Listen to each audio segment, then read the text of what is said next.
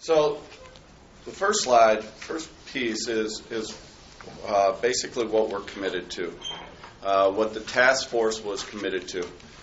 We're committed to providing educational learning opportunities to meet every student's needs, ensuring that the learning and school culture meet the diverse needs of all of our learners, in providing equitable services and learning opportunities for all of our learners, and promoting and ensuring safe and healthy learning environments, monitoring and attending to every student's and staff member's well-being and social-emotional health.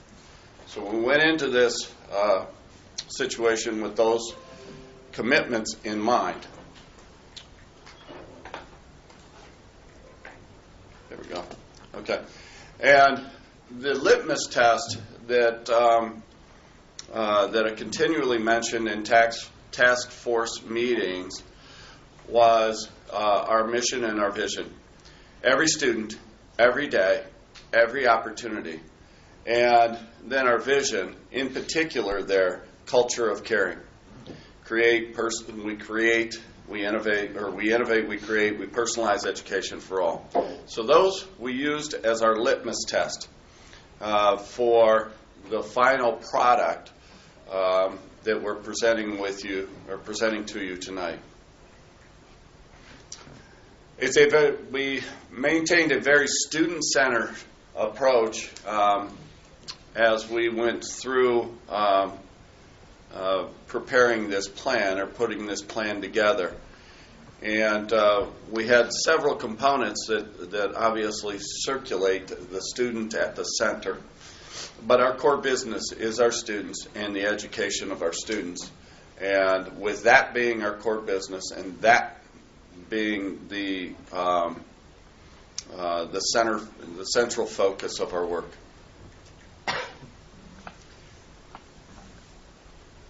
Our boy, that fast forwarded quick.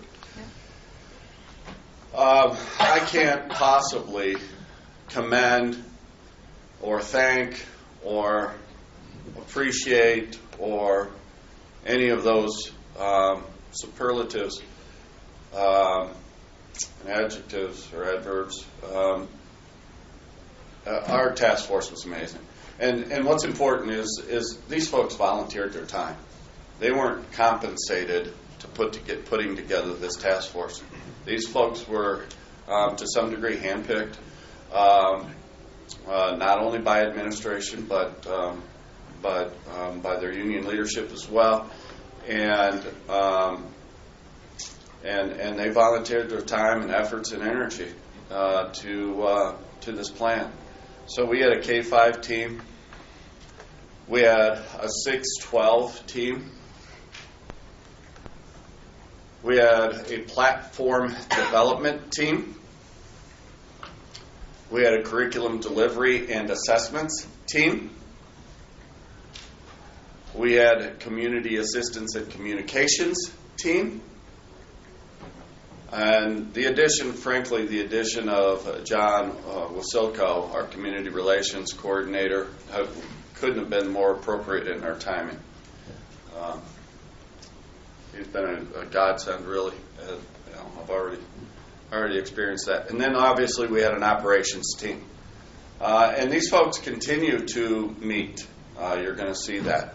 We're continuing our Wednesday meetings because now really the rest of the work begins. Transportation. Okay, so I need to share with you really and walk you through the progression and the evolution of plans. Because we've all experienced and we've all experienced the change in the plans over the course of time. So we started this work with two real pieces in mind, the restrictions in mind is, I guess, what I would say. Number one, how are we going to get the kids to school? And then number two, what are we going to do with them when they get here? And so when we started, transportation looked like one to a seat if we were lucky. And that meant a 72-passenger bus could only have 24 students on it. And so we had no chance of having in-person education 5 days a week, all the students. We had no chance of that. And then once they got here, at that point in time, 6-foot social distancing was really the gold standard, and we didn't have much, if any, leeway, or didn't believe we had much, or if any, leeway at that time. And so, as you're going to see in later slides, 6 foot in our classrooms that average about 600 square foot mean that we could only put 8 or 9 students in a classroom. And so the skeleton plan that we rolled out then July 2nd was really based upon those issues.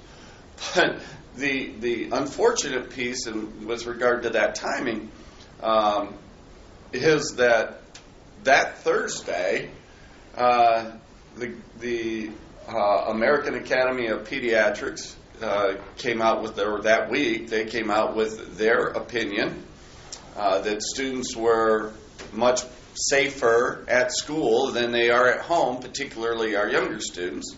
And Governor DeWine used the American Academy of Pediatrics as a basis for his press conference then. And when he said, we want the kids back in school. Okay, so that really kind of changed our mindset that when we came back and had our administrative meeting, check-in meeting on Monday, and then and then our task force meeting on that Wednesday,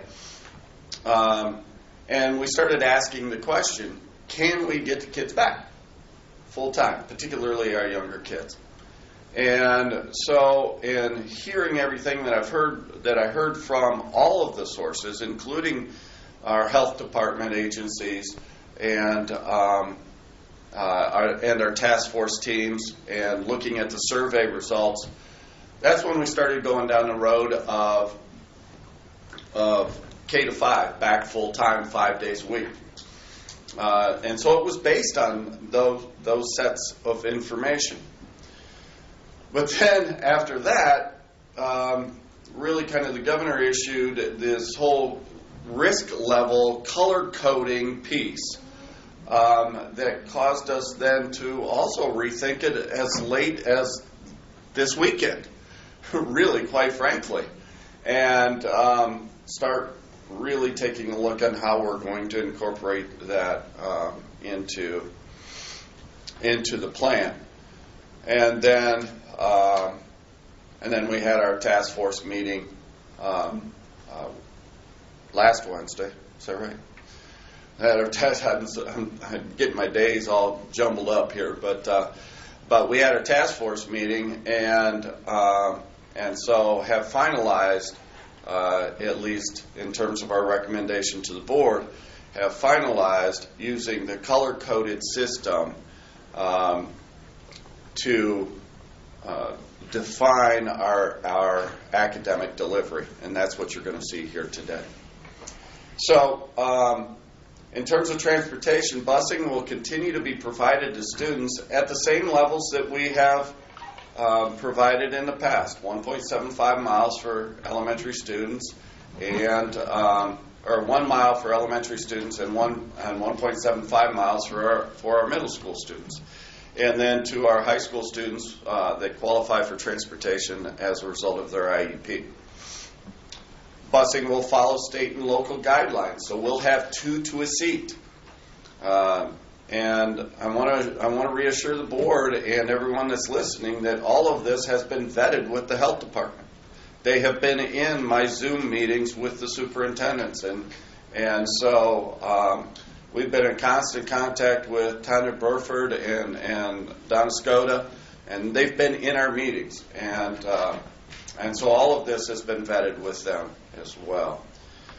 We're going to keep household students together. We're going to load from back to front. In other words, when I come in the door, all students have to wear masks. Everybody has to have a mask on the bus. And we're going to fill the back seats first, and then all the way up to the front seats. And buses will be equipped with hand sanitizing stations for use by the students.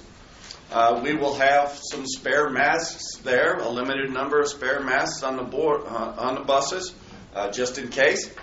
And then all of the buses will be disinfected at the end of each day with an electrostatic sprayer that we bought several of them. All right. Classroom spaces. We're showing you pictures here, as I promised just a few minutes ago. What you have at the top is a classroom, a typical classroom at Roberts Middle School. And so as the 6 feet social distancing has been relaxed, not only through AAP, the pediatricians, or pediatrics, American Academy of Pediatrics, but also through governor's statements and through what the health department has shared with us, so that 6 foot is now relaxed. If it were in place as we started this plan, we could only, like I said, put 8 students and a teacher in a classroom. With 3 feet, we can go to 17 students and a teacher in a classroom, and that particular classroom that you're seeing is about 600 square feet, which is fairly typical of some of our classrooms there. The CFHS picture at the bottom is a 500 square foot classroom, and that is in the old section. That's in 100s, 200s, and 300s there, and you can see a picture of the advantage of going to 3 foot distancing. Eventually, we will share with you what that means in terms of masking and so on and so forth through the later slides. The top slide on this, or the top pictures on this next slide, is Richardson Elementary. At 6 foot, we can only get 10 students and 1 teacher in that classroom. At 3 foot, we can get 16 students and 1 teacher in a 609 square foot classroom there. We're going to have all of our teachers, but it's even more pervasive in the elementary, that the personal items, the personal effects, have to be removed from the classrooms, because we have to be able to maximize the square footage in those classrooms. And then the next set of pictures is Bullock Middle School. Again, same kind of a scenario in a 650 square foot classroom, where 6 foot meant 8 students and a teacher, but 3 feet means 21 students and a teacher. As you know, we conducted surveys, and we've gotten a lot of feedback from our community, and we want to share with everybody that your voice does matter to us, and we appreciate you sharing your thoughts with us, and we used the survey information in all of our subcommittees of our task force. And what's the result of the surveys? Parent and student feedback. While there were approximately 868 families that returned surveys, which represents approximately 1,189 students throughout our district, about a quarter of our students. 60%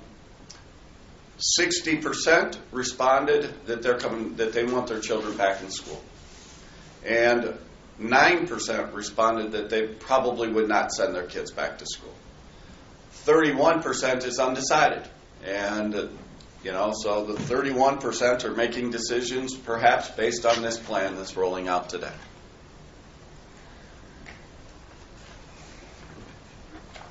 Parent and student feedback, the top-rated responses to the surveys were, what we heard most was consistency with remote learning among classes and grades.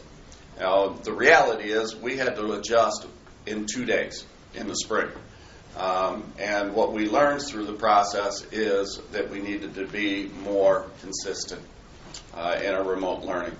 Transparency with communications about illness, advance notice of decisions due to child care arrangements, reduce and streamline technology options, which you'll see throughout as well, In-person learning for students with disabilities. We'll touch on that a little bit later, but essentially students with disabilities, we are examining those on individual cases. When University of Akron rolled out their plan and they had 5 days a week with students with disabilities, one of the pieces that was in there was for the most severe cases. Well, we think we can look at all of the cases and identify what's the most appropriate learning situation for individual students. I don't think that what I'm saying is I don't think there's a one-size-fits-all. Virtual options for students with high-risk concerns. Social and emotional concerns for children, certainly, and social and emotional concerns for staff, too.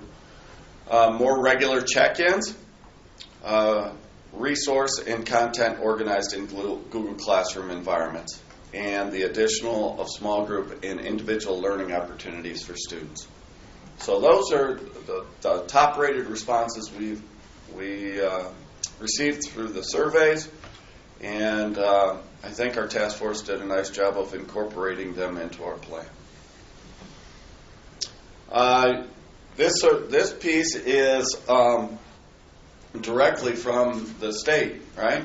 Ohio COVID-19 risk level guidelines, and it starts at level 1 in the yellow, and it identifies exactly what is expected, I should say, or what the guidelines are. I call it expectations, kind of, at each one of the levels.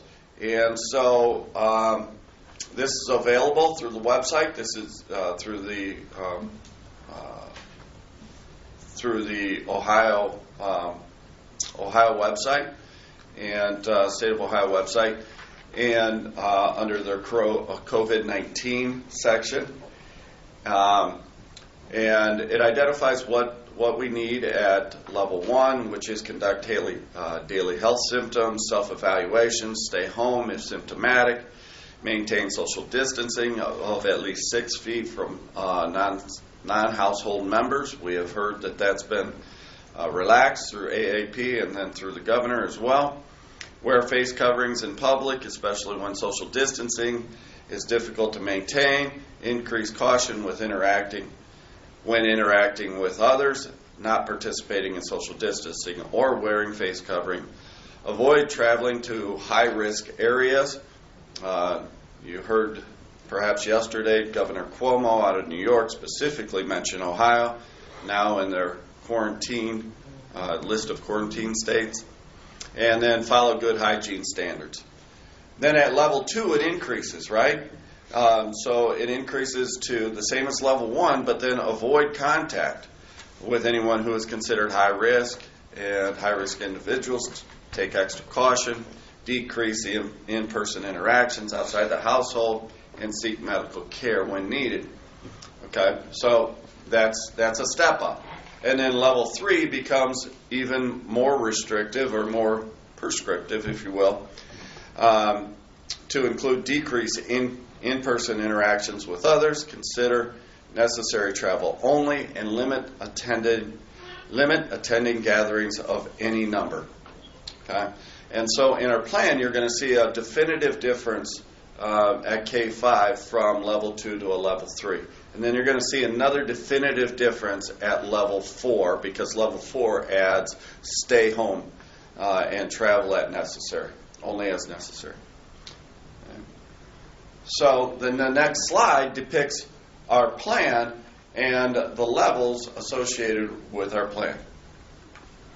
And so at level 1, at K5, the learning option is in-person in the buildings. That's 5 days a week, in-person in the building. And at level 2, K5, it stays the same. So yellow and orange, or level 1, level 2, we're proposing that we go to school 5 days a week, in person. And then at level 3, that's when we switch to the blended model that was first identified in July 2nd. that's when we make that change. And then at level 4, we go completely remote for our K-5 students. Our 6-12 students would be in blended learning as we rolled out July 2nd through level 3. And then level 4 go completely remote. Some might ask, well, what's the difference between K-5 and 6-12, and why aren't you doing the same thing at those two levels? There's two primary reasons. Number one, age of the students and their ability to be self-directed, what our pediatricians have told us, that they're better at school than they are at home, and so that's first and foremost. The second piece is transition time between classes. K-5, students can stay in their classrooms, and our staff can move. That's easy for us to do. We can even do specials in the classroom. My only concerns are what happens at recess and lunch and sometimes maybe specials. Okay? So those are my only concerns about moving students during the day in a K-5 environment. So we have much more control. 6-12 environment, that just doesn't exist. We would have a lot more passing time, and in a blended learning environment with only half of the students here at a time, that helps us with the traffic flow and congregating in spaces. And of course, if our families don't want, if they're concerned and don't want to come to the buildings, they don't have to. We are building a K-12 online learning option, remote learning option, that is going to be called Black Tiger Remote Learning Academy. And so once this plan is rolled out, like in the next day or two, depending on the number of tweaks that we get from you as a Board of Education, once this plan is rolled out in the next few days, we are also going to send 2 commitment pieces to our parents and our families that we need to have back within 2 weeks. We have to have them back by then. And those 2 commitment pieces are you going to choose option 1, coming to school, in whatever format we are, depending on the level, or option 2, are you going to attend Black Tiger Remote Learning Academy? That's the first question. And that's a commitment of a semester, a 1-semester commitment. And we need a 1-semester commitment because of staffing. Staffing then becomes the next level. Once we have those numbers defined, then we can go down the road of staffing each situation, particularly our remote learning option. Hey, Todd. The second commitment form is transportation. If you're coming to school, are you going to ride the bus? Yes, Mr. Martin. On the commitment for 1 semester, did I understand that correctly? Yeah. Correct? Is there a reason, or was any thought given as to making that the full year commitment? So this way, we would know for the whole year that commitment from the parents, and this way they understood that whatever they chose is what they would be locking themselves in for their kids for the whole year, not just for a semester. Yeah, we actually did give some thought to full year and the timing of it. 9 weeks, semester, full year. What is it that we want? Well, because this is all brand new, and we don't want our students to get into a remote learning situation and it just completely doesn't work for them, or get into a building situation and it doesn't work for them. Let's say we're right now in red. So if we started today, we would be in a blended learning situation, K-12. And if they get in that situation and it just doesn't work for them, we only wanted that impact to be at a semester right now, as opposed to a full year. In terms of the 9 weeks, 9 weeks is too short for us in terms of staffing each one of those situations and being able to make moves. So that's our thought process on the semester. I would still think a longer time frame for stability, but okay. Thank you. We are absolutely committed to health and safety. All of our staff will be required to wear face masks and shields when instructing and moving about the building, or meeting in groups. So, we're wearing masks during the day. We're wearing masks here, and at central office we're wearing masks, every day. And so we're committed to the wearing of masks for our adults. Students in grades K to 2 will be strongly encouraged to be wearing their masks or face shields when 6-foot social distancing can't be maintained. And as I mentioned, our classrooms are really going to be set up at 3 foot. And to go back to that a little bit, our architects, TDA, are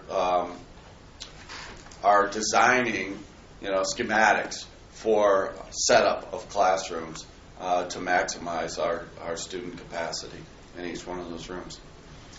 And then students in grades 3 through 12 will be expected to wear face masks at risk levels 1 and 2 when social distancing can't be maintained.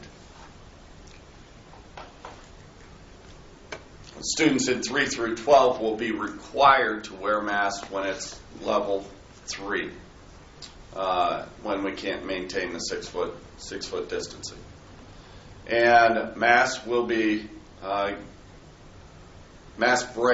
will be given throughout the day and more frequently for our youngest learners.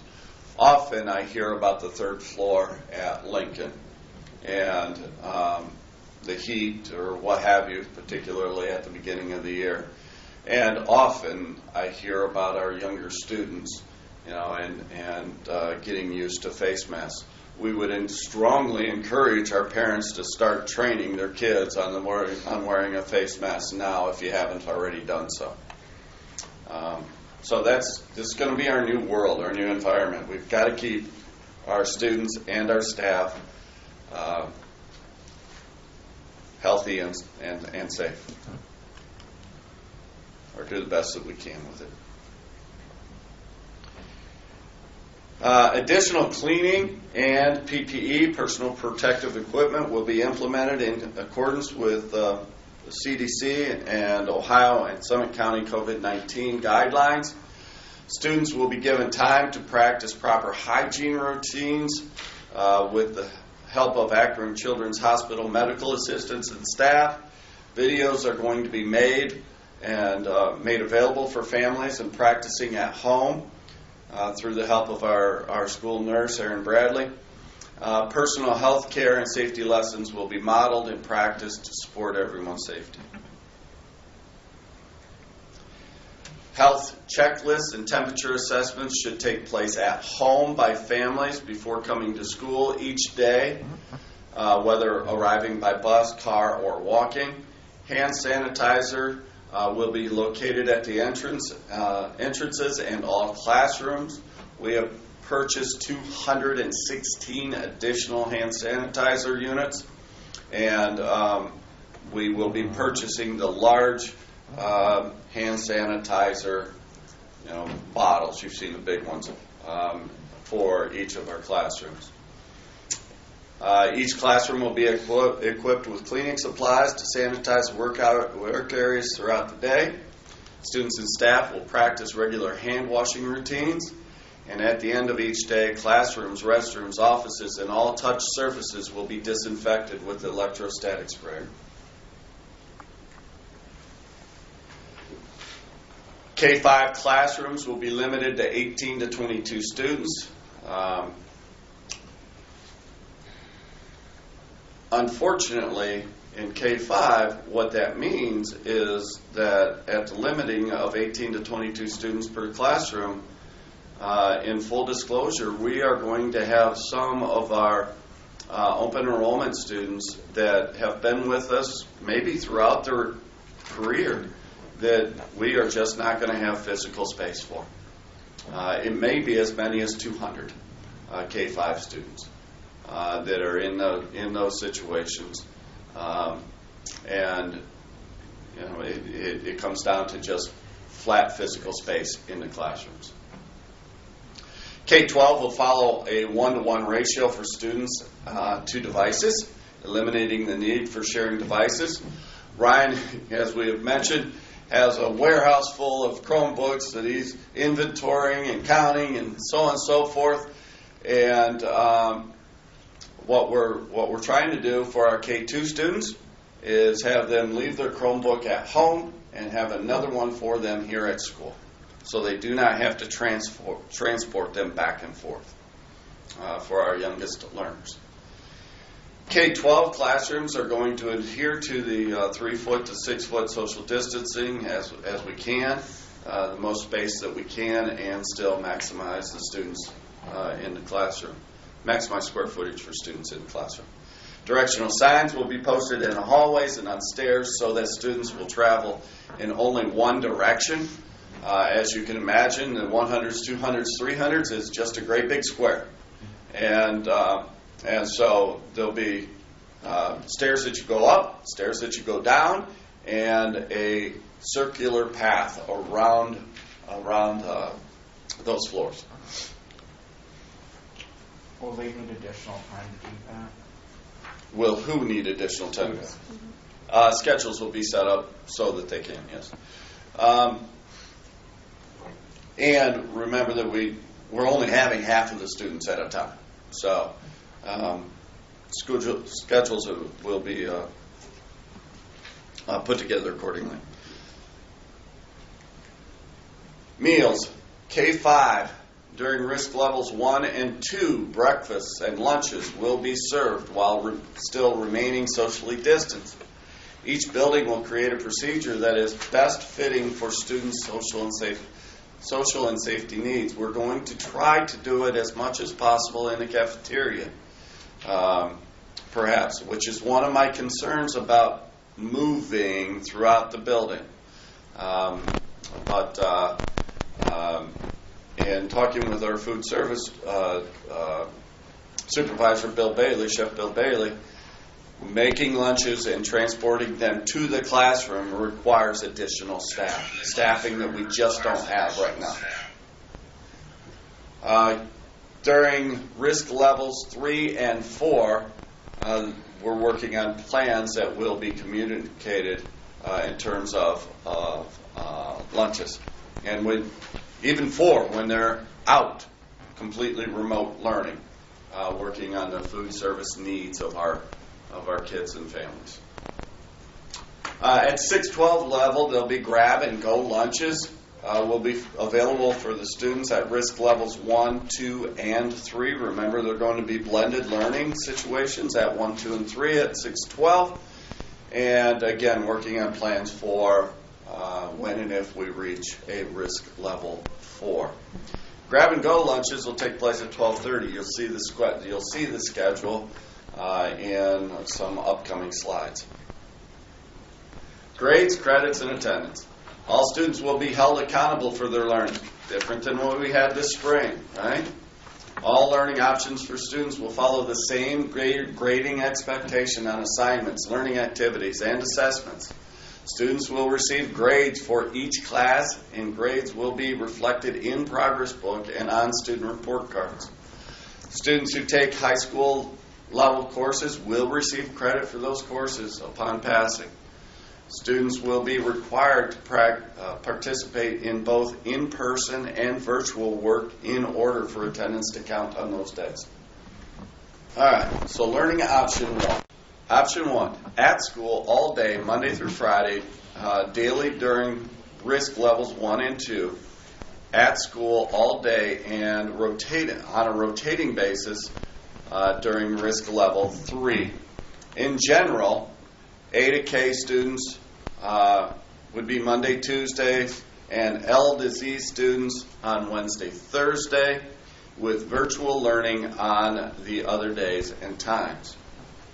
Families will be scheduled to attend on the same days, and there will be a process to change the scheduled days due to child care or similar issues. All students will learn from home if we are at risk level 4. Your child's same teachers will be providing daily online live instruction, as well as assignments using the same resources used in the classroom. Learning options are chosen for one semester, August to December. Option 1 for 6 to 12. They are at school until 12:30 on a rotating basis during levels 1, 2, and 3. In general, A to K on Monday and Tuesday, L to Z on Wednesday and Thursday. That part's a little confusing. We need to clean that up just a little bit on both of those slides. With online instruction or online live instruction on the other days and times. Families will be scheduled to attend on the same days. Students attend every class, every day, in some format. There will be a process to change scheduled days due to childcare or similar issues. And online live instruction will take place every day for all students, grades 6 through 12.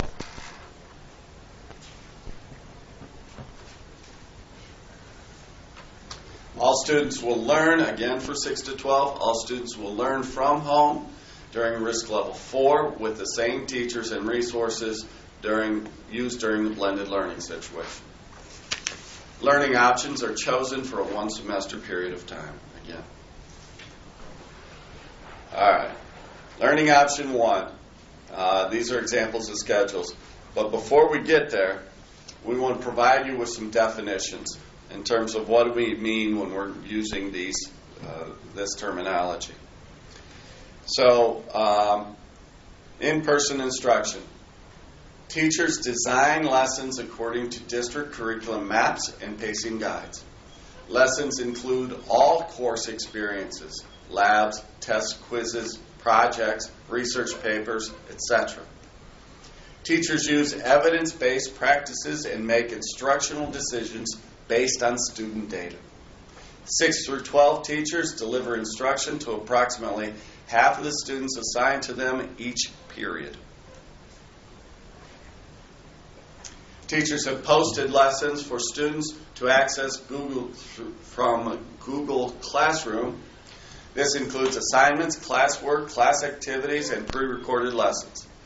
Teachers use evidence-based practices and make instructional decisions based on student data.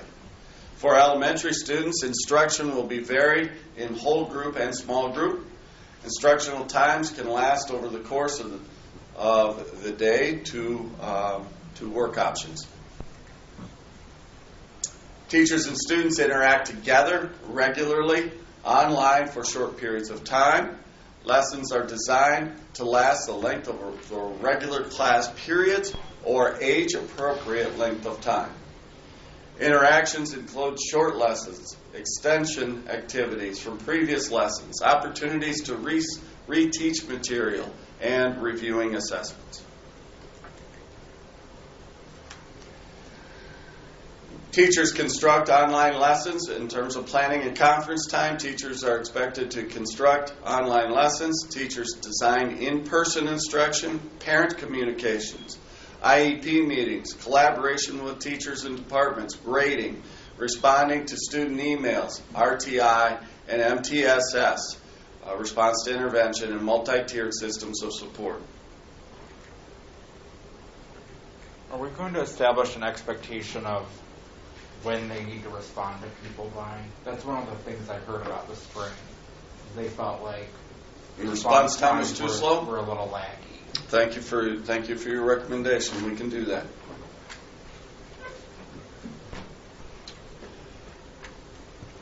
In general, I use a 24-hour rule.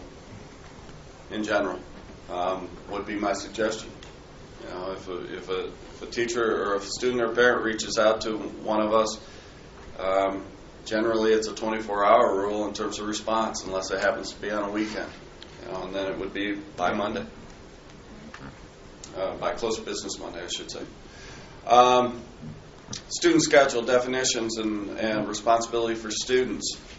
Students, in-person instruction. They are expected to attend school during the scheduled time and receive instruction designed by their regular classroom teachers. In other words, it looks like school. Online instruction. Students are expected to access posted lessons via Google Classroom. This includes assignments, classwork, class activities, and pre-recorded lessons. Lessons and classwork are designed to last the regular length of in-person class periods. Online live instruction. Teachers and students interact together regularly online for short periods of time. Interventions include short lessons, extension activities from previous lessons, opportunities to reteach material, and reviewing for assessments. Independent student work, which is Friday only. Students work to complete all assignments, assessments, projects from the week. Here's the schedule on a 6-12. Example of a 6-12 teacher schedule. You can see that on Monday, for example, they start off with their P&C from 7:35 to 8. Students then are in-person instruction, so we're talking about A to K, and they are going through their periods 1 through 4. And then they pick up their lunch and exit the building. Teachers then also have their lunch period and their P&C. From 1:30 to 2:30, you can see online live instruction for periods 5 through 7 and Tiger Time in addition. So that is an example of what the teacher day looks like, teacher schedule looks like. And then on Friday, the teacher schedule is online live instruction for all students A to Z, rolling through periods 1 through 4 in the morning and 5 through 7 in the afternoon. That's a significant difference in what happened this spring. What does the sample student schedule look like? If I am a student in A through K, on Monday I'm going to school 1 through 4 in the morning. I have travel time from 12:30 to 1:30, and then I'm back in school online in the afternoon for periods 5, 6, 7, and Tiger Time. And then on Tuesday, I'm in-person instruction 5 through 7. I have travel time, and then I'm back in school online for periods 1, 2, 3, and 4.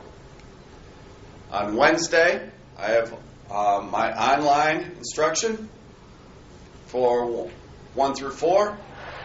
We have the lunchtime built in, and then we're online live instruction 5, 6, 7. Tiger Time. And then Thursday, flip that, 5 to 7 online instruction in the morning, and then 1 through 4 in the afternoon online live instruction.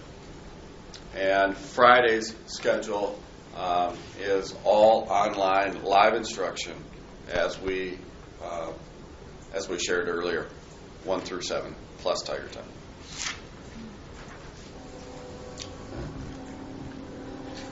So a sample schedule for grades K to 5.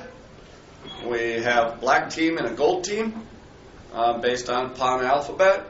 Black team is in the morning, and the gold team is in the afternoon on Monday and Tuesday. What's that? Say that again, please. The black team would be there in person. Oh, that's right. And the gold team would be at home. I'm sorry. I didn't read that correctly. The black team is in person during the full day, and the gold team is online instruction on the Monday and Tuesday, and then we flip it for Wednesday, Thursday. And then Friday, all of our groups are receiving online live instruction. But these are just samples that. Yeah, I mean, they're samples right now. I mean, they'll be fleshed out in more detail. I mean, we still have another month before we get to school. So they're going to be fleshed out in more detail. Their differences are going to be small differences between our 6 buildings based upon setup and so on and so forth. But this is the template for all buildings to follow to make sure that we maintain a student-centered approach and adhere to the litmus test of our mission, our vision. Remember, the elementary K through 3, they're self-contained. So the teachers really have that prerogative to design their day for what their students need. So we can't emphasize enough how this is just a sample. We don't want to tell a teacher how to design their day. They're professionals and they're experts within their own rights, and they need to do that. So it's a little bit harder for us to give you the samples of elementary because we want the teachers to have a voice in that and for them to determine that within their building, within their special schedules, and within what's best for their class of students. So it's really important that we say that because we wanted something on paper so people can visualize what's going to be taking place. But, for example, when it says social emotional, teachers don't have just a social emotional lesson. They typically have a literacy lesson that's folding in social emotional lessons and examples and activities. So we just wanted you to have a picture of what is there. And when you speak with the teachers, our experts, they'll flush that out and they'll work their magic. And then you'll be able to really see what it looks like in an elementary classroom for each of those different kinds of settings. Just promoting cross-curricular instruction is always a main big goal here. So. Absolutely. Right. Thank you, Dr. Seifer. We appreciate that input, and Mr. Jones, we I'm appreciate looking at that input. It was necessary. When would children in grades 2 and 3 get their unified arts? I'm sorry, I can't see it, and if it's there, I apologize. I see the gold children on Monday are getting their unified arts for 4th and 5th grade, and on Tuesday, our K and 1s are getting their unified arts, and by that we mean they're going to art class and they're going to music class and so on, correct? Okay, I'm struggling to find. Well, and again, it's just an example of different options of things that they can do. When they're in person, they have their specials classes. But at the elementary level, we want to make sure, since they're only going to be in person 2 days, and they have 3 specials, we need to make sure that they can get that 3rd special in. So, for example, if they, on Wednesday, they have music, and on Thursday they have gym class, on their afternoons, we want to make sure that they have exposure to art. Do you see what we're saying? So, again, it's an example because Sure. each building principal, when they create their building schedule, they'll take all of that into account, and they'll have all of that mapped out, and then from there the teachers can design what they need to do to make sure that they have 90 minutes of literacy every day. They have an hour dedicated to their science and their social studies and their math, but then they also need to have their 30 minutes for their specials classes, for art, for music, for PE. They need to be able to have technology time with our CTISs who come into the classroom and give them hands-on technology lessons. Well, when will that take place and how does that look? So again, it's hard to put that on a piece of paper right now without you being able to see examples of maybe 10 teachers at a time so you can see how all the schedules match together. And after all that gets developed, we're happy to share that. We can share a master schedule, and then we can share the map of how a teacher plans out their day. But again, we don't tell the teacher how to plan out their day.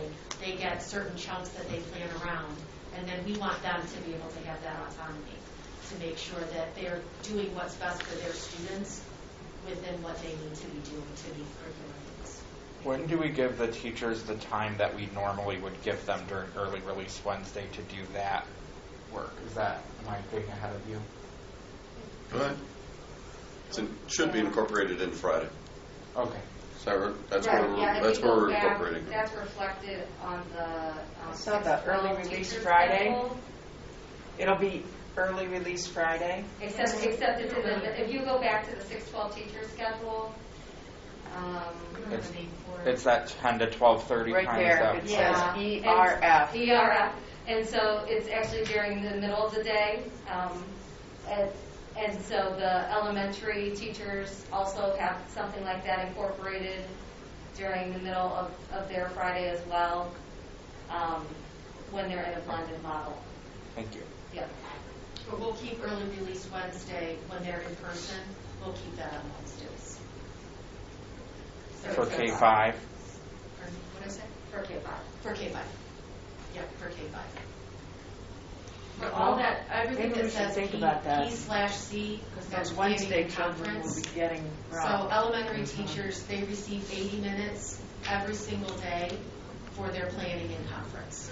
So that's factored in. That's something that's in their contract, and the principals always make sure that that's factored in. Ms. That's not Schofield. something that's ever disturbed. That is simply when we're all in. That's what they're talking about in terms of the early release Wednesday. Not at blended. Not blended, so it's not half the students getting robbed or anything of that nature, right? So that's only in an all-in situation. Then we flip to Fridays. I have a question, if Sure. you could clarify it for me. When I'm looking at the middle school and high school schedule, it's built on the premise that when the kids grab and go, they will go to a space for the afternoon where they will continue to receive instruction Correct. according to their periods. That's correct. If for whatever reason that child cannot transition in that period of time due to child care, whatever, these instructional periods for the afternoon can be accessed at a different time perhaps, or only during this time? So the design here is that they would be accessed during this time. What I hear you saying, and what we can consider with our faculty, is perhaps taping their online instruction, either using Loom or something of that nature, where they're delivering online, in-person instruction, but they're also recording it at the same time using something like a Loom. And that's why I wanted that clarified, because we're assuming that, the kids can transition that quickly, but in the practicality and reality of the real world, if grandma can't get them, Well, they can't Wait get a to minute. grandma's. I thought they were, wait a minute, I'm totally lost Okay. right now. okay. They grab and go a lunch. Mhm. Correct. And go where? Home or someplace where they can access the internet, and they receive online instruction. Remember, they have one-to-one, they have their technology, so all they have to do is go to a place, any place that they can get Wi-Fi. But they won't eat at school, they will No. take their lunch Right. home. Go. Yeah. Okay. Yep. And The afternoon. we're having conversation about, and a food service staff is looking at, like, okay, you got an A to K student, right? They have to grab and go their lunch on Monday, Tuesday, but what about lunch on Wednesday, Thursday, Friday, right? And so our food service staff has that in their plans. Perhaps you're grabbing more than one meal to go in those kinds of situations. Or have the ability to get a meal in some way, shape, or form. So the kids are going in the morning, That's correct. Monday and Tuesday. Then at lunch, they grab and go home. That's correct. Okay. I just need to know when to pick them up. That's all. Where do I pick these kids up? One of the great things about Okay. the online learning, I didn't catch and that videotapes. before, so. So when students want to watch a lesson again, They they can can- do that is versus nice. in person. A Mhm. student switches, they go to their second period class, Yeah. they receive instruction for 45 minutes, for 50 minutes, and then they leave. Mhm. They don't get to watch that lesson again. I And think that is that's- one I of think these it's hidden good. beautiful secrets Right. with online instruction, is things can be rewatched as many Yes. times as students want. Parents can rewatch it, caregivers can Yeah. rewatch it. Right. That can be something that families do together. And frankly, it's best practice. Yeah. Right. So No, I it's really really appreciate that, because I know my daughter was attending college, and they use Blackboard, and they have everything right there. She can check her grades, her assignments. There's pre-recorded lessons, so she can get in, go back if she needs to a couple times. I really like that. And at University of Akron, they use Brightspace. Yeah. So it's different learning management systems. Yeah, but it is really nice. It's all there on one thing.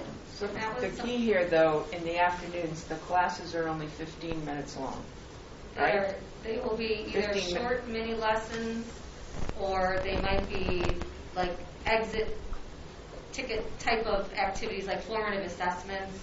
I mean, I have to give kudos to our 612 task force. They really look to create a very student-centered I'm just thinking in schedule. terms of logistics. I But mean, because to it's- simultaneously sign off from my science class at 1:45 and be ready to go at 1:45 for my math class. I mean, I'm signing into another teacher's classroom and because signing out. because they're doing it through Google. Literally, It's just the move of the mouse. it's just a click. So they should be. So all of that's going to be uniform then for the Yeah. kids. Yes, that's one of our goals. That's what Okay. Mr. Hutch is So I'm working not switching on. over to Flipgrid, and Yeah. now I'm going to, yeah. So, Because I think that it would be an impossible, You're right. different passwords. I mean, what parents told me Right. about with, kind of problematic. You're But right. I mean, it just can't simultaneously be doing two things at the same time, let alone do it 4 times. So then they're Look at the only magic having. of- Oh, I'm sorry. when blended learning works well, there's a balance of synchronous and asynchronous instruction. And that's why it works. There are moments when we're all together. There's also moments where there's independent work that can be investigatory and then be brought back. So 15 minutes of time to launch kids on an adventure and let them go and do independent asynchronous learning and bring them, and it's that movement between synchronous and asynchronous. And what we know from our parents is they want to see their kid with a teacher. Yes. And that's a very fair request. I want that as a parent for my kid.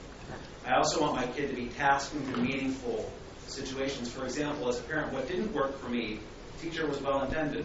Third grade teacher reading out loud to her class over Zoom was not the best way to engage children. A brief meeting followed by some independent activities, followed by a regrouping, is a better way to manage that time and engage that student. So it's streamlining the resources so our parents aren't overwhelmed, so they don't have to log into 10 different things. Make it as easy as we can. And harness the magic when we go blended of, here we're all together, here's your task, here we're at together. So you don't have to have everyone together 15 minutes and not be productive. And that's a challenge for families. Okay, so for middle and high school students, they'll only be going to actual classes in the morning. That's correct. How are they going to get all their, okay, because a lot of kids take 6, 7 classes. So how are we working so they get all their classes So the same amount of time? I'm sorry, I didn't. Okay, so 2 days a week. So they're Let me splitting their class during. Okay. Trying to get to the sample Okay. student schedule for you. Yeah, see, I didn't catch that. So Monday morning, Okay, here's 1 through 4. and then, Tuesday morning, 5, this is an 7. example for A through K. Okay. Here's 5 through 7, and then Tiger Time, which we're Okay. using for Yeah. like social emotional and check-ins. And I we know got- that I this is got a it, tough Julie. time I'm for our sorry, I kids. missed That's it. okay. I missed And then that. the days Okay. that they're not there, those are the independent learning activities Okay. that Mr. Hutch was saying, that they're kind of jump-starting during those afternoon times. Okay, good enough. And I've been asked questions about, the honors, AP, CCP. We're offering the same classes. The course offerings don't change in this model. And quite frankly, as you talked about Blackboard and I talked about Brightspace, this is really good training for our students and what they're going to experience post-secondary. All of the classes are online classes at University of Akron right now. My son's entire schedule is online through Brightspace. And one of the advantages of CCP here and attached with University of Akron is he's already used Brightspace. Yeah. And so he's already experienced that, and I'm sure your situation with Blackboard's the same, you know. And so, really, we're putting our kids into an advantage, you know, because they're used to using those learning management systems before they go. So I have another question then. And again, it's with picking up kids. So they're all going to, middle, elementary, and high school all be at the same time? Okay. Middle school and high school are dismissed at Staggered. 12:30. Okay. So they're still going to maintain that stagger. And the elementary Okay. school will be there Full day. Good. full All day, even if they're on their split schedule. Yeah, They'll be okay. there full day. It's Okay. just half the kids. How do we maintain even 3 feet of social distancing when everyone's getting out that's here at 12:30 and going to that cafeteria for their grab and go? Remember I said that the real work now begins? Okay. That's part of the real work that begins, and we're using this Restart planning guide and walking through each one of those pieces for our Restart planning guide. We've got a month to be ready, and or Ms. thereabouts. Started that conversation today. What's that? Ms. Bogdan and Mr. Bailey already started that conversation today about what would the next steps be in terms of getting lunches distributed and things like that. Yep. So that's the best answer I have for you right now. Is now the rest of the work begins. And then to go off Mrs. Moffat's point about, you know, record it and make it live. I think that's really the key in any planning, is to provide as many both and opportunities for parents as possible, because we know not everyone's situation is the same. That's correct. And because we've all felt it as human beings, that this whole pandemic is putting a strain on every part of our lives. Mm-hmm. And family schedules are not the same. And so as much as we can make both and options, that's going to provide better opportunities for our students. So. Right. Concur. And this is giving, Oops, I'm sorry, both Phil. schedules are giving more uniformities to the kids, more contact with teachers, everything that we've heard parents say in the survey. More contact time with the teachers, more scheduling, more Structure. structure. Thank you. But while I was on the food service mindset, will we still be able to provide lunches for our people that go completely remote? Yeah, we're working on that. I We're mean, working on that, okay. if I go back to the meals slides, they're developing things for All remote.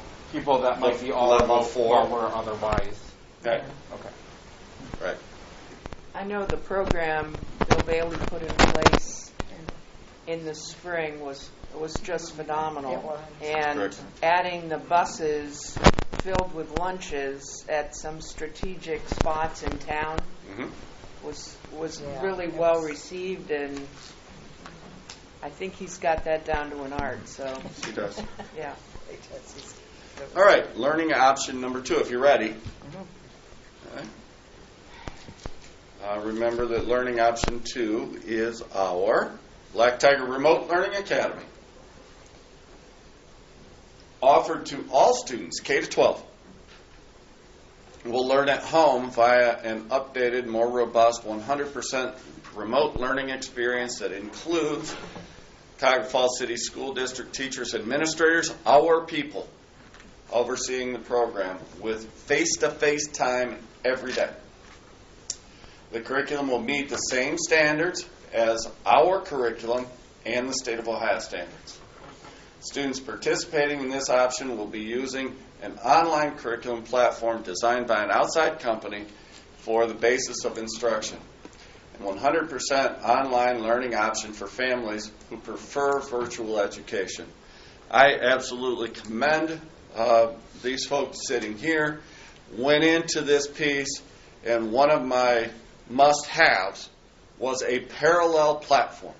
Parallel platform. So it's one of my must-haves, because I wanted it to be as easy as possible for students and families to move back and forth. Because right from the very beginning, we were considering this whole, what we thought back then was a stoplight approach. Green, we're all in. Yellow, we got some kind of blended, and red, we're all out. And we got to be able to move between those three options. We got to have flexibility. The only way we could do that was a parallel platform, and these folks are making it happen. So I can't praise them enough.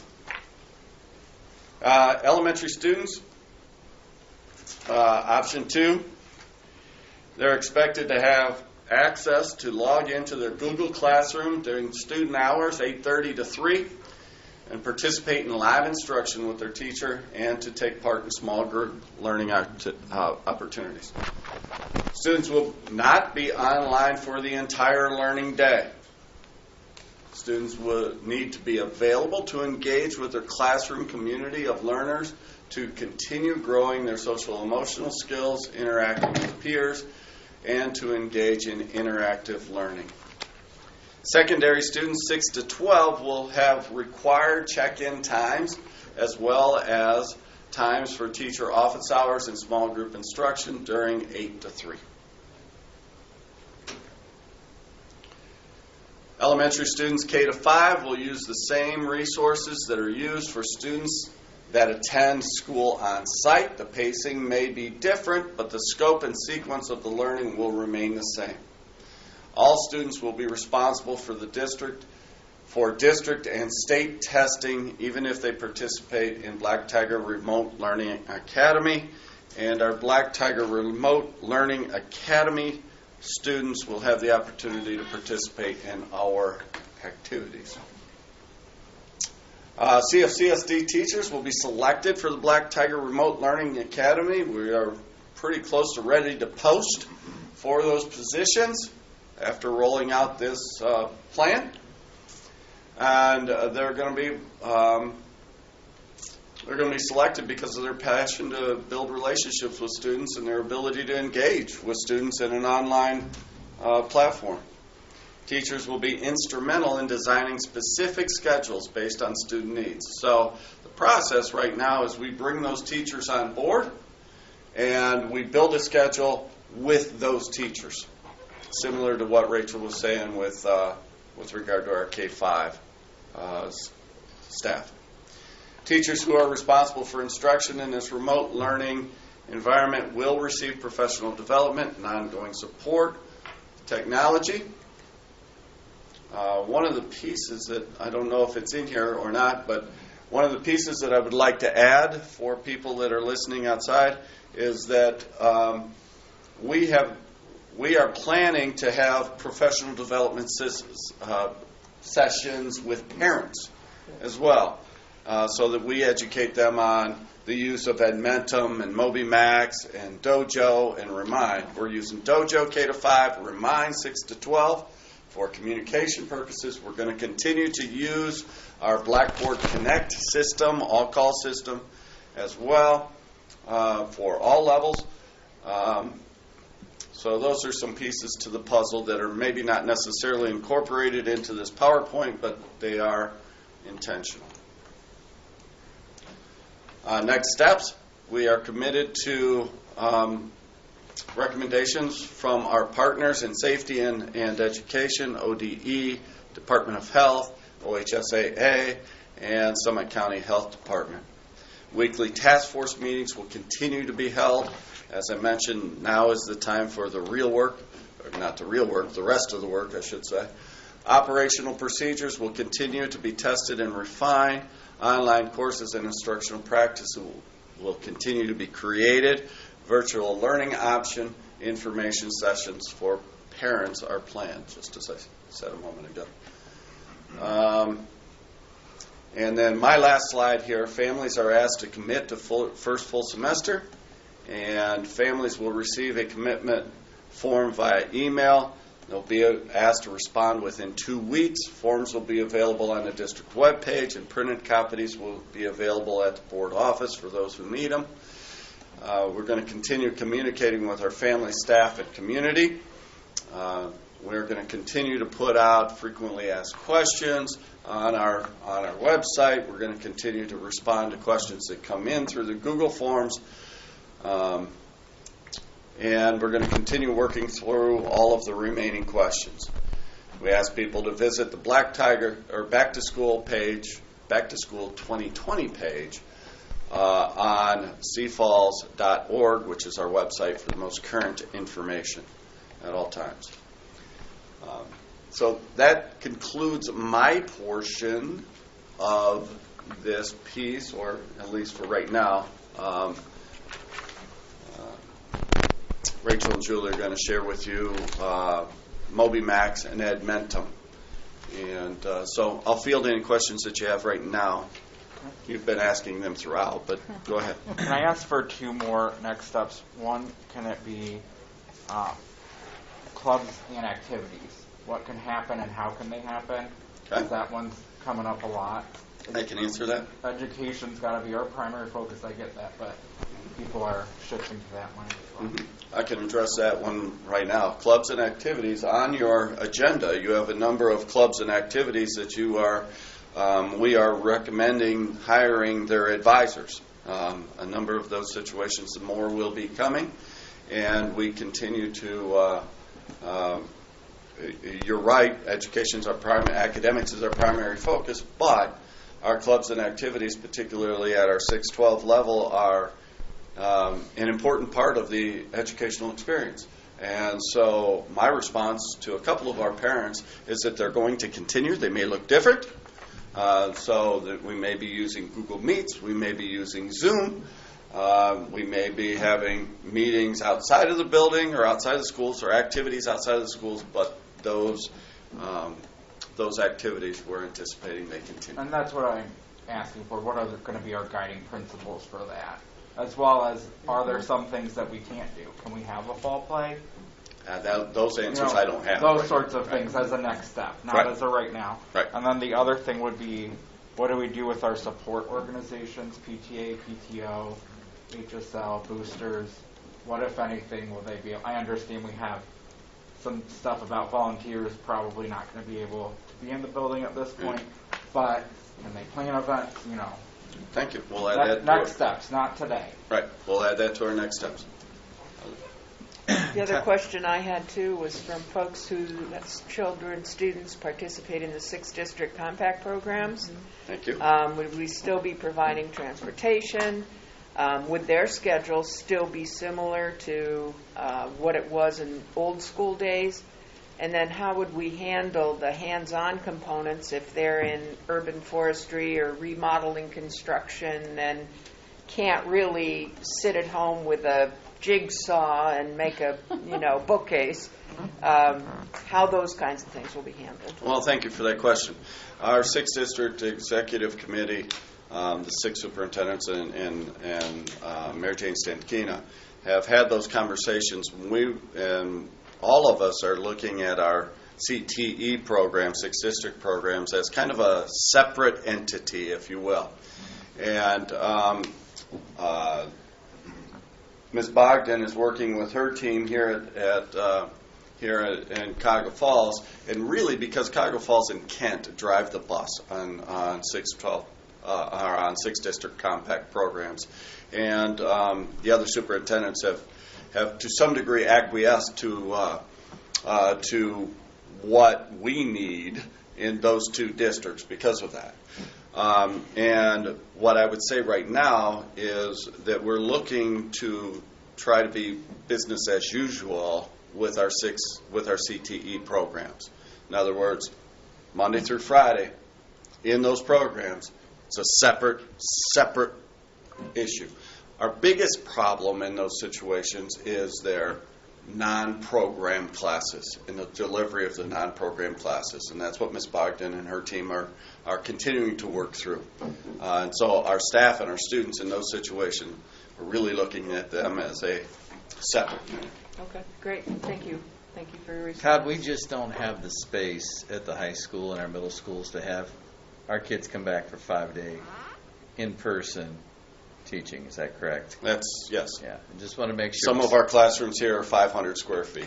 Yes.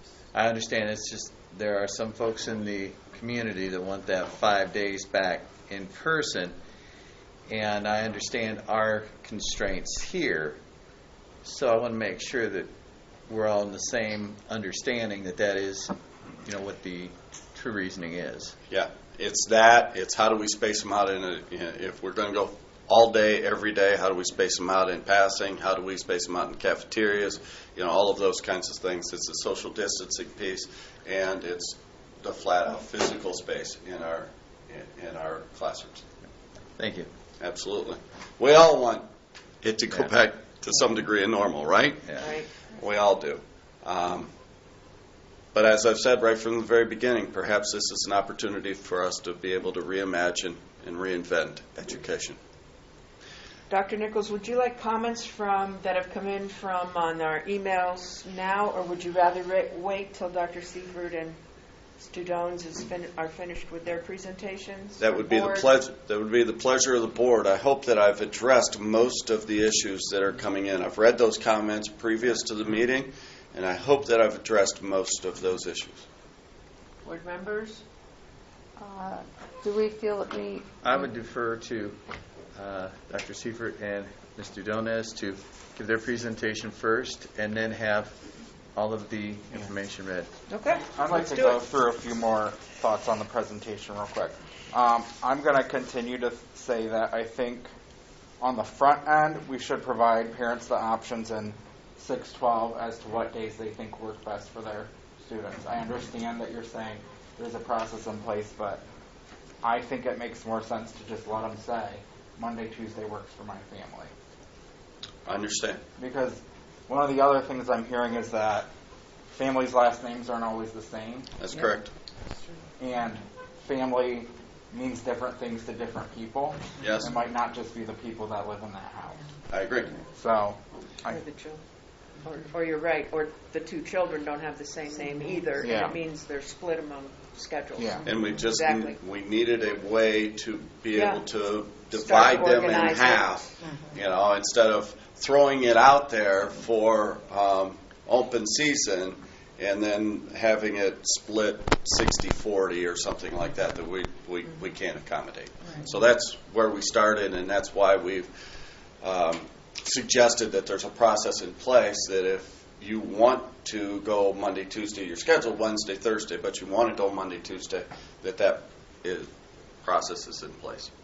So that's where we are right now. and one of the other questions that I've been getting from people is, say my kid's a sixth grader at Roberts, and enough of the sixth graders decide that they want to go from home, that now we can reasonably accommodate all those sixth graders on 5 days. Would we look at the data in that way? My hesitation is the return. Is coming back the other way from that and making that transition. We certainly can look at the data in that way and ascertain whether it's possible to go 5 days based on information we receive about remote learning and so on and so forth. And we can do that, and we will. I'm just going to be honest with you. My hesitation is that coming back. For example, I'm going to use this as an example. We send out the survey data. I get my class, K-5 class is limited to 20 students. That's really where I've stopped enrollment right now, K-5. All sections, 20 students. Out of that 20 students, I might have 5 in that section that want to go remote. So us as a school district, we really could backfill those 5 spaces, okay? And if we were looking at pure economics of our school district, we could backfill those 5 spaces and have $30,000, okay, extra revenue for our school district. From accepting 5 open enrollment children. That's correct, because that's where it is right now. I mean, we have taken care of all of our residential students and inter-district folks. All of them are taken care of with the 20 student cap. Okay? I have some room at some grade levels in some buildings that I'll fill to 20, but then it's all time stamped, and then it stops. Okay? So those 5 students come out. Now, if I were looking purely economically for a school district, I would backfill those 5 spaces, okay, and take the $30,000 that comes with it. I am not going to do that. The reason why? I'm not going to recommend doing that. Reason why? At the semester, it may work well, may not work well. All 5 of those students may want to come back to that section. Now I got 25, and I don't have space for them because I've backfilled. And so I'm really hesitant about those kinds of changes. I'm not suggesting, Mr. Gomez, that I won't look at the data and those kinds of things. I'm not that rigid. I'm not going to say that. But I do want it's to. possible, but don't plan on it. Exactly. That's, Along that same vein, what do we do with families who move into the system when we've kind of capped a grade level at a certain school? Well, Because we know some buildings are more transient than others. that is correct. And that is a discussion point with student services, and that is a discussion point with student services. And frankly, if you looked at that slide 18 to 22, that's kind of why I stopped at 20. Right. Because I may have a couple extra spaces. I'm trying to hold on to a couple extra spaces just for those residential issues. Right. and then I just want to, Dr. Nichols and I had a conversation last night because we had back-to-back meetings. So I've spoken with him about my personal feelings. What I'm trying to bring up tonight are the feelings that parents and community members are bringing to me. Understood. So, and I appreciate the conversation. Yeah, we had a very positive conversation. We might disagree, but we can understand each other. That is correct. Yes. The one big thing that I'm getting from people is a lack of stability. I'm going to argue against myself in that point here as well, because they're concerned about fluctuating every week. I share their concerns. What I have, I share their concerns. What we are experiencing is that the data comes out Wednesday evening, it's announced on Thursday, and we have Monday to make any kind of changes if we have to make a change. And so I absolutely share their concerns. The only way to overcome their concerns would be to be consistent at all levels and so on and so forth. And as we talked last night, and I shared with all of you today, the decision-making process in terms of the yellow and the orange is based on AAP. It's based on, I don't know if you saw a New York Times article today where all of the experts are saying get your K-5 students there as much as you can in person all the time. And so that's really what I've based the decision on yellow and orange on, is all of that research that was coming in. I'm worried about the transition too. That's going to be hard for our staff. It's going to be hard for our parents. It's just going to be hard. What I would share with you as well, just so everybody hears it and you hear it, you're probably all aware. But in my discussions across the state, school districts are pretty much in the same spot as what we just recommended to you today, following a color-coded system that is more restrictive as you advance through the levels and pretty consistently making the flip at red. I think Portage County, for most of the schools in Portage County, are in the same situation. So I just want to share that with you to give you, some level of comfort that we're not alone in this, and we're not renegades in our decision making either. I think the difficulty comes that if you're looking at the data, realistically, we're going to be orange and red a lot. We're going to hope we don't get to purple, and for a county of our size, it's going to be a while before we can get to yellow. I don't disagree. And so that's the concern that I'm hearing from families, that orange and red aren't that different in terms of the statistical data, and yet what's happening is different. So we could be experiencing weekly fluctuations at K-5 because of that.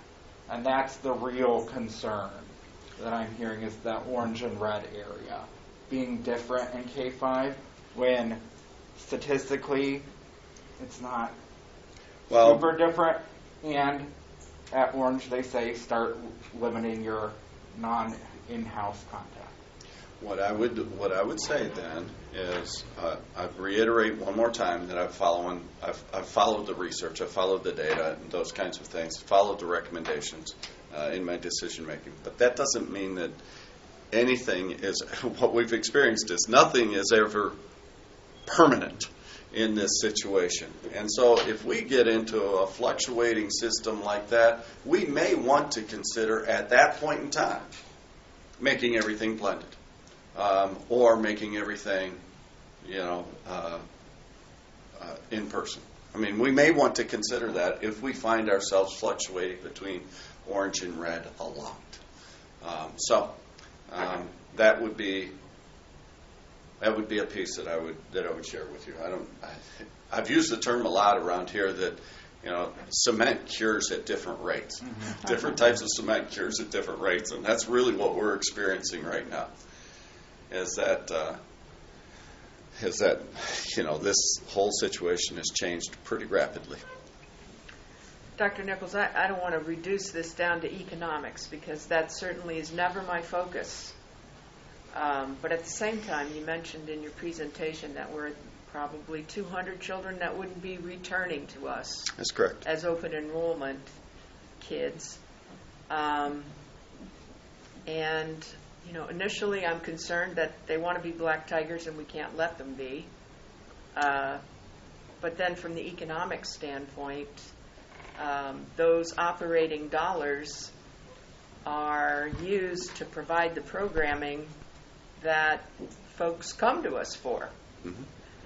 So, in essence, by not having space for them, and I certainly totally support the cutoffs on the class sizes and so on, and not packing those classrooms, and I totally understand and support it. But my question is there a way to think about finding some classroom auxiliary space? And I did have a couple of emails today on that. One asked about church rentals, and I wouldn't even want to go there with just the security and the internet platform and the whole thing. But I'm just thinking, within our district, is there anything that we might consider space-wise that could open the opportunities for more kids? And if the answer is no, I can accept that. Okay. I just would like to know that we explored that avenue. Well, let me share with you what the economics, the revenue expenditure process would be associated therewith. So we have half of a Newberry that could possibly be available to us. But if we're going to accept more students, means more sections at this point. More sections means more staff. And so the only way then we would open sections, the only way we've done what we've done with open enrollment, the only way we've opened additional sections is if we met that revenue exceeds expenditure threshold. Okay? And so that's the only way. And if we went to Newberry, I need to have an administrator in charge over there. If there's classrooms, if I'm doing instructional activities and so on and so forth, I have to have an administrator there to be in charge. So those are additional economics that are associated with adding sections. It is absolutely going to be $1.2 to $1.3 million of revenue lost at minimum. We may experience more. What we will certainly encourage is those to stay in the Black Tiger family through the Black Tiger Remote Learning Academy and absolutely promote that as an option for our folks to stay with us, with our teachers, and then should this whole situation subside and we can return to some semblance of normal, then we can bring them back into the regular classroom settings. So those are additional economic issues that we would have to consider. We also have to consider the renovations that we haven't been in Newberry, that section of Newberry, for a while. We can't go to Schnee. You guys have been through Schnee. It's not in condition to I really use don't think additional we classroom. can go to Newberry, Huh? having toured it. What's that? Having toured Newberry, it's Yeah, you are correct. rough. It is rough, and we would have to do, I mean, that's additional economic issues that we would have to bring those classrooms up to speed. So, Yep, no, thank you, I understand, and, Okay. that's out there, so right, it helps me and it helps the listeners too, thank you. absolutely. All right, so, are we ready for Moby Max and Edmentum? Couple more things, and I Okay. can be quick. That's fine. One of the things I would like is that once we get these classrooms set up, if we can do walkthroughs. And my intent in that isn't to say where the desks are going to be or where the hand sanitizer is going to be, but it's to see that for myself so that when people are asking me about it, I can tell them that I've seen that. I have no problem. Can you? Somebody's taking notes on this, right? And I Yes. started doing that because that was really important to me. So Tammy Brown, principal of Preston, we spent about 3 hours in her building, and we walked every classroom, and we were moving furniture and talking about, what's important to the teachers that stays, that's theirs, can it stay, what tables that are used for centers, could they stay, could they not stay, and it was important to do, and it was good conversation. It brought up a lot of questions, but we went through every single classroom and did that together. And I'm certainly hoping to do that with all of the elementary buildings because they're all so different and unique. And they have different tiny rooms and different big rooms and things like that. Obviously, I know Silver Lake. I know which 2 rooms are going to be the issue there, kind of thing. But I agree. I think that's really important to be able to visualize that, and that's why we wanted to have those photos there, so that there's another layer of what everybody can really wrap their mind around for this whole process, because it's huge. It's huge to go from 3 feet to 6 feet, but when you see the difference, typical classrooms, they are about 3 feet. So when you walk into a classroom, they are about 3 to 4 feet apart, is what we discovered over at Preston. But then we could go to Price, and those classrooms are a little smaller. So it'll be a different feeling. So I agree. I think that's John and I have also talked about, John Wasilko and I have also talked about creating like a video tour or virtual tour, if you will. This is what a day in the life for a student looks like.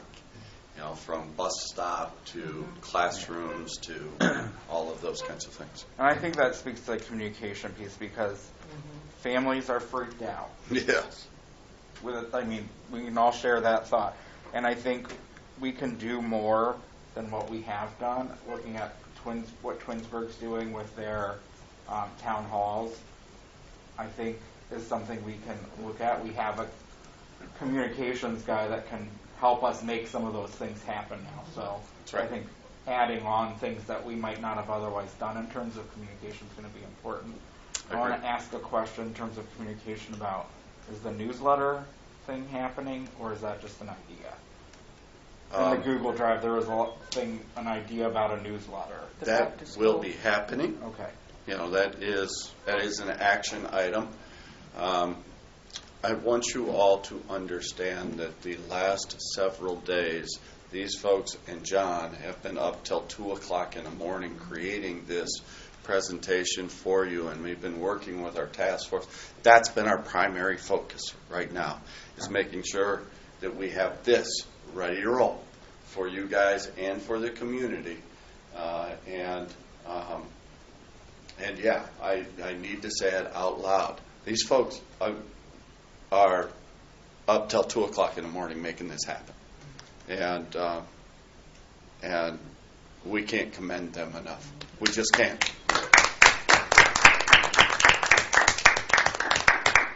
So, last 2 thoughts for me on this, I promise.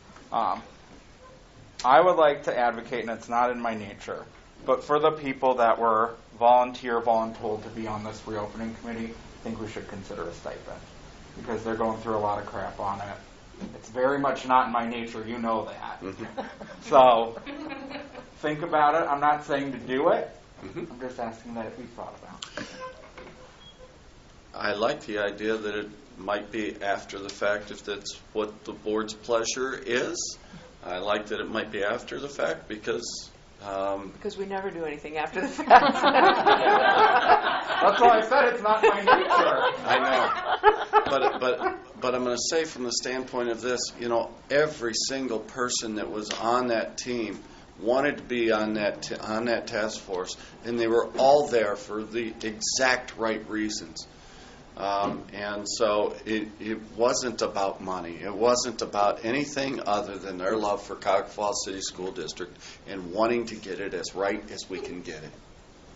And then the last point that I want to make, and it ties into probably what they're going to talk about, but people want to know where we're going to start educationally, because we know that we didn't cover everything last year, and we can't cover all that in a whole year this year.